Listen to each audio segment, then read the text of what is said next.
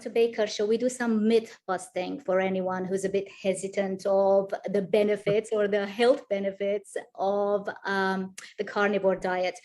The carnivore diet, I mean, you're not very rigid in its description. I mean, you do say that if someone wants to have a piece of cheese every now and again, I mean, you yourself have a piece of cheese every now and again, that's fine. And so it doesn't have to be completely rigid. You have to eat red meat every single day, sort of thing, or is it?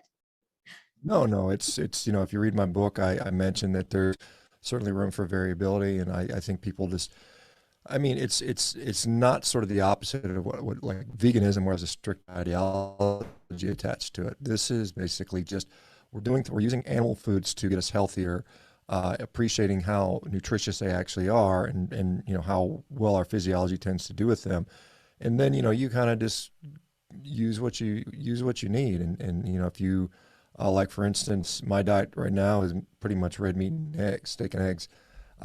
Sometimes I don't have the eggs, and sometimes I'll add some dairy in there. And every once in a while, I have something that's has some plant, based food in there. But that's extremely, extremely rare for me. And so, yeah, I tend not to say never or always or be very rigid on this stuff. And it's a lot of it, you have to. I mean, if you just understand that meat is a health food, and likely the more of it you eat, the better you're going to be in many cases.